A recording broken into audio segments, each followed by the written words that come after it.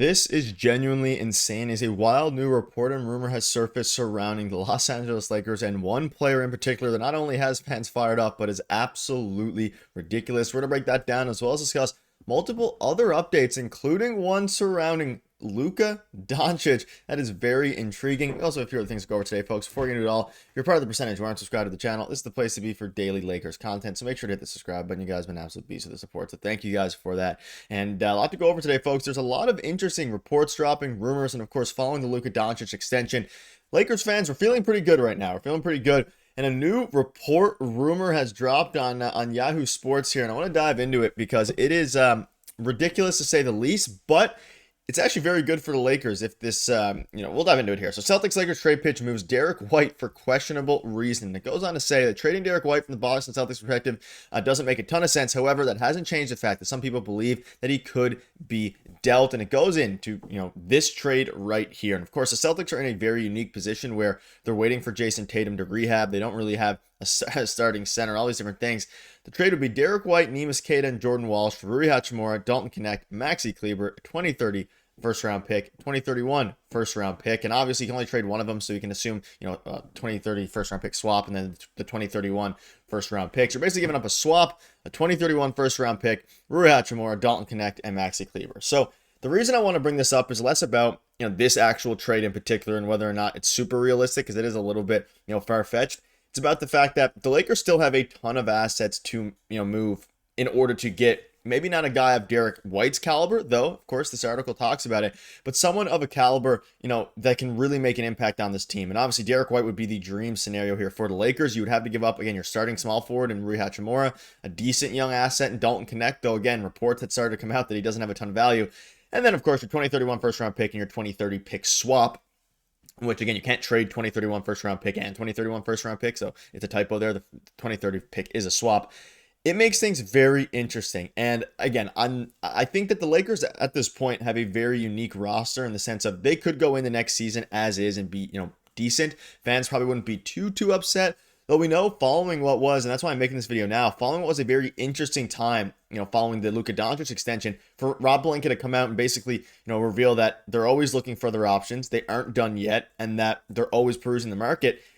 That's why rumors like this are starting to come up. Now, I'm still a believer in the Andrew Wiggins to Lakers scenario or someone like that who you can slide in. But in this particular scenario, of course, Rui Hachimura is the one who's heading out of, LA along with Dalton Knecht.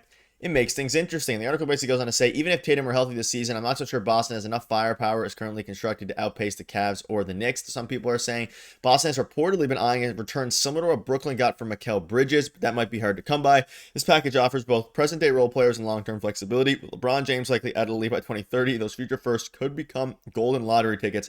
Nobody knows what the Lakers look like in 5 years, but betting on regression post-LeBron isn't exactly a gamble. And I guess, obviously, LeBron will probably be gone in 5 years, but they did just extend Luka Doncic to a 5-year deal, so I don't think that necessarily, the Lakers are going to be tanking. I think having Luka Doncic in your team guarantees you, like, a play-in spot, you would assume, but there is some sort of, there's some sense in this at the same time. You're giving up your 2031 unprotected first, which at this point is one of the more valuable, first-round picks, not in the league, but obviously, around the NBA to a degree because of the fact that, again, there's uncertainty behind the Lakers. It was probably more valuable. I mean, it definitely was more valuable before the Luka Doncic trade because LeBron and AD, that's an aging core.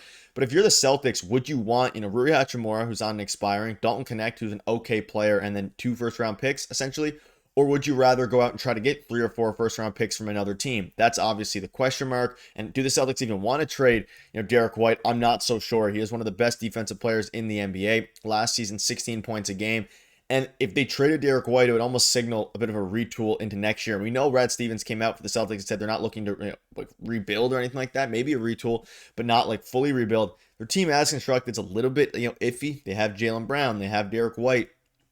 You have some other guys as well, like Peyton Pritchard. They got Luka Garza. There's some interesting names in there, but ultimately with Tatum out, I think if they were to trade, Derek White, it probably would have happened before or during the draft or before the draft. So then they could have gotten the prospect that they want. And, there's reports of the Raptors offering the 9th pick for Derek White and more, and that they hung up the phone and laughed.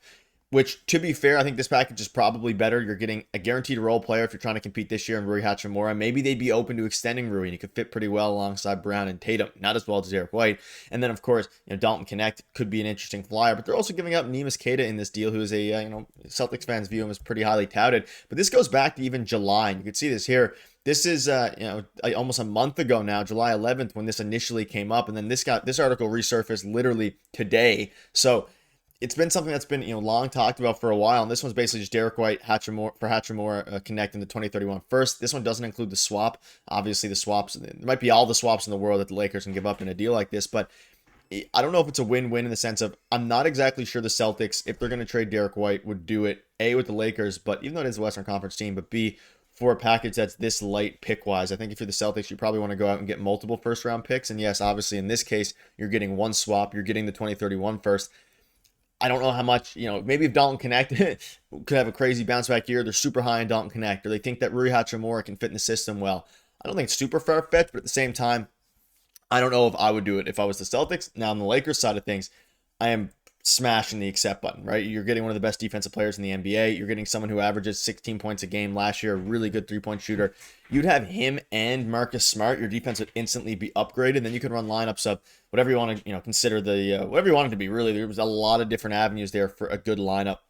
Luka Doncic, Derek White, you have LeBron James, you have DeAndre Ayton, you could throw Marcus Smart in there, you can throw a lot of different players in there, and obviously you'd be losing Rui Hachimura, who is your starting center. You obviously have Austin Reaves as well. You're a bit guard heavy at that point, which is another thing, and maybe this would open up a bigger trade for someone like Austin Reaves down the line, or move someone to the bench. Either way, it would make the team deeper, it would make the team better.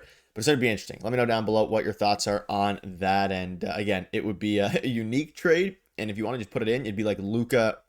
If you want to run Reaves at the 3 somehow, or you could put Marcus Smart at the 3 and run Luka, Reaves, Smart, LeBron, Ayton with Derek White off the bench. That could be a very unique possibility, a very good possibility, because Smart's a little bit, bigger and more physical, though he's not a better defender. Derek White, I think, is a better defender. It would open up some interesting things. But let me know down below what your thoughts are on that. I also want to dive into some news that came out yesterday surrounding De'Aaron Fox. So he signed a 4-year deal, $229 million. You're probably asking yourself, what does this have to do with the Lakers? Well, one, it's a Western Conference team. Obviously, the San Antonio Spurs are a very pretty big competitor going forward, especially with Victor Wembanyama healthy. They obviously got Dylan Harper. They got now De'Aaron Fox. I want to bring this up because with the big talking point of this is the fact that Fox is making more than Luka Doncic. We got that guy in a bargain. So we did ultimately get him on a bargain, but he signed that 3-year deal, setting himself up for that huge 5-year, $417 million deal that he will probably get, assuming he remains healthy. But it is interesting to see how they have a little bit more flexibility than some of these other teams because he's making less and under a less term than guys like De'Aaron Fox and other guys around the NBA who are making a lot of money. And it really puts into perspective that the Lakers not only lucked out a little bit with the Luka Doncic trade, but they got him now for hopefully the rest of his career, but specifically over the next 3 years. It's still $55 million a year. Let's not act like it's 20 or 25 or 30 or 35. It's 55. But it is a better deal than I thought they were going to get. And ultimately, Luka Doncic did the Lakers a bit of a solid, but he also did himself a solid by setting himself up for a bigger deal. Let me know down below what your thoughts are on this trade. Would you want to see it happen? See you guys later.